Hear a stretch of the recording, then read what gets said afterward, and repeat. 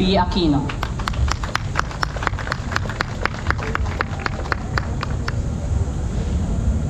Sa ating mahal na punong lungsod, Mayor Isko Moreno Dumagoso, sa ating Vice Alcalde, Chia Atienza, mga miyembro ng City Council, ating Chief of Staff, Secretary to the Mayor, City Administrator, mga Department Heads, Division Chiefs, at sa lahat ng ating kapwa lingkod bayan, magandang umaga po.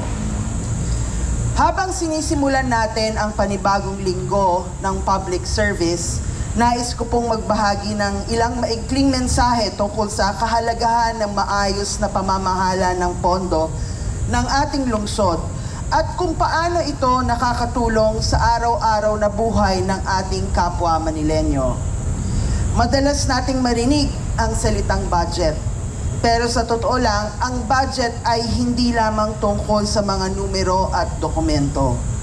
Ang bawat pisong nakalagay sa ating budget ay may katumbas na serbisyo para sa ating mga mamamayan. Ito ay maaaring isang classroom para sa estudyante, gamot para sa pasyente, bahay para sa isang pamilyang nangangailangan o oportunidad sa trabaho para sa isang Manileño. Kaya naman ang trabaho ng City Budget Office ay hindi lang maglaan ng pondo.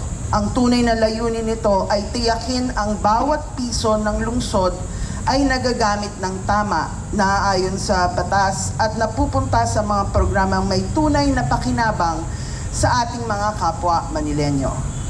Matagumpay nating naitawid ang taong 2025 sa kabila ng iba't ibang hamon sa pananalapi. Ngayon naman ay patuloy nating ipinapatupad ang 2026 budget habang sinisimulan na natin ang paghahanda para sa susunod na taon, 2027. Sa lahat ng prosesong ito, malinaw ang direksyong ibinibigay ng ating punong lungsod.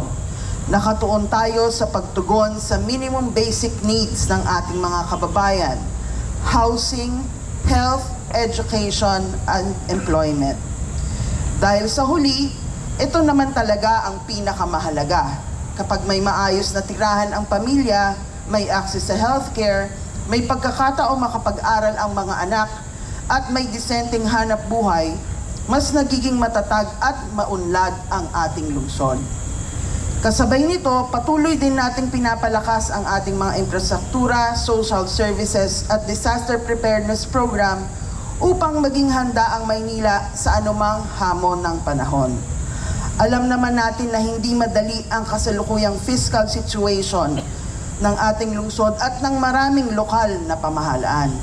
Habang dumarami ang pangangailangan ng ating mga mamamayan, kailangan din nating tiyakin na sapat at maayos ang paggamit ng ating mga resources. Ngunit sa ilalim ng pamumuno ni Mayor Isko, ang mga hamong ito ay hindi nagiging dahilan para mabawasan ang serbisyo. Sa halip, nagsisilbi itong hamon para maging mas maingat, mas responsable at mas mahusay sa paggamit ng pondo ng lungsod. At habang tinitiyak nating may sapat na pondo para sa mga programa at proyekto ng lungsod, hindi rin nakakalimutan ng ating mahal na mayor ang kapakanan ng ating mga empleyado. Patuloy nating pinoprotektahan ng sahod, mga benepisyo at iba pang karapatan ng ating mga kawani sapagkat naniniwala tayo na ang isang mahusay na serbisyo publiko ay nagsisimula sa mga empleyadong may seguridad at motivation sa kanilang trabaho. Madalas po naming sabihin na ang pondo ng gobyerno ay hindi parang credit card na maaaring gastusin muna bago isipin kung saan kukunin ang pambayad. Mas maihahalin tulad natin ito sa ATM na maaari lamang tayong gumastos kung may laman ang ating ATM. May tamang approval at naaayon sa layunin kung saan ito inilalaan. Ang simpleng prinsipyong ito ang tumutulong upang mapanatiling maayos at matatag ang pananalapi ng ating lungsod. Mga kasama sa serbisyo, ang budgeting ay hindi lang tungkol sa pera. Ito ay tungkol sa pagtitiwala ng taong bayan. Bawat pisong ating pinamamahalaan ay pera ng Manileño at responsibilidad nating siguraduhin na ito ay nagagamit ng tapat, mahusay at may tunay na epekto sa kanilang buhay. Kaya habang sinisimula natin ang panibagong linggo, patuloy nating isabuhay ang malasakit, integridad, transparency at accountability sa lahat ng ating ginagawa. Sa pamamagitan ng ating pagkakaisa at pagtutulungan, mas marami pa tayo magagawa para sa mga Manileño.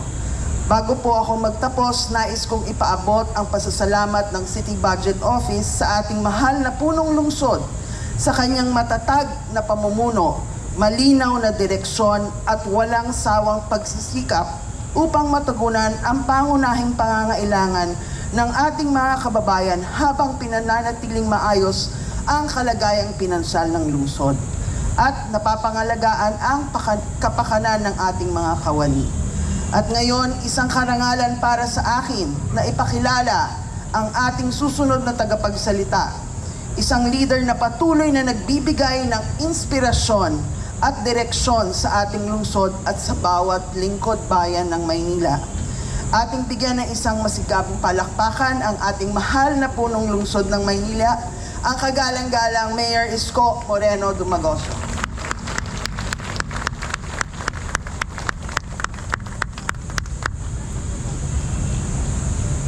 Thank you, Director Jet. Palakpakan natin si Director Jet at 10 ng kanyang mga kasamahan sa City Budget. Totoo po yung sinabi niya na pinipilit nating sinupin at maging mainam sa paggasta, paglaan at paggasta ng anumang ipinagkatiwala sa atin ng ating mga taxpayers. So sa inyong lahat ngayong umaga, Happy Monday. Good morning. Makulimlim. Buti naman. Sana nga matapos na itong summer dahil maraming nagkakasakit. At base sa mga report sa atin ng Manila Health Department, lalo na yung aking mga minamahal na lolo't lola, yung mga senior citizen natin. At bago magtagulan at bago umulan, ngayong umagang ito ay nais ko lamang batiin ang lahat ng nasa 7 ospital at mga health center at member ng BHW, BNS at ng Manila Health Department. Mukhang balita ko sasaya kayo in the coming weeks. Baka naman. Baka naman. Because I don't know if you heard that your City Health Board already approved the release. Sabi nga ni Tom Jones ba o Engelbert? Please release me. I'm happy for you. Excited ako sa inyo itong darating na mga araw at bago maging araw ng Maynila, no? And kinikilig na naman si Grace Padilla. Hindi, masaya ako para sa inyo. But gusto ko lang naman na ipagpapuri. Alam nyo, lagi tayo nagpa-plug ceremony. Pero natutuwa ako kasi si General Santiago, wala pang miss sa plug ceremony. Palakpakan naman natin ang ating District Director, General Santiago. Lagi siyang sumasama sa atin at 10 ng kanyang mga kapulisyan or Manila Police District. Sa ating mga konsehal na nandito, sa ating Vice Mayor, mga department head, at bago ko magpatuloy, nais ko muna kayong batiin kasi ngayong linggong ito ay ipagdiriwang natin ang araw ng kalayaan. Marami sa inyo lumaya sa kanyang mga boyfriend at girlfriend. Pero nakasal naman sa kanilang mga naging asawa. But kidding aside, I'd like to, remind all of us, including me and Jess. Naalala na naman. Layang-laya ka na ba? Gusto mo bang makalawit na? Marami ako ipakikilala. 21 yung available dyan mamaya. But, araw ng kalayaan. you know, every year we celebrate it. Maybe dahil lagi na lang natin sineselebrate kung minsan ikinikipit balikat na lang natin ang salitang kalayaan. Alam po ninyo, bilang inyong ama ng lungsod, at ito'y salita ring inaalay ko lalong-lalo na sa kabataan ngayon. No?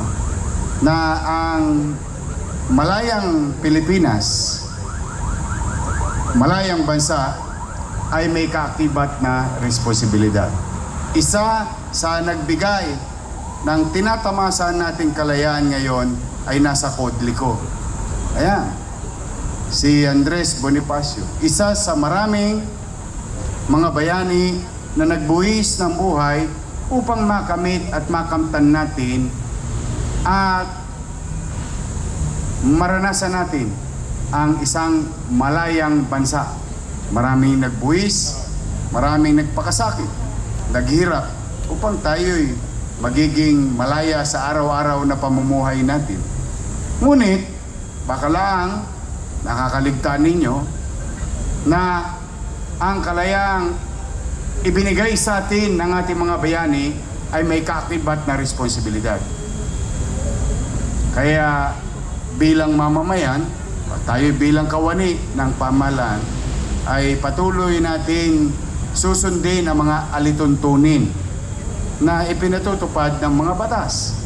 At patuloy natin papahalagahan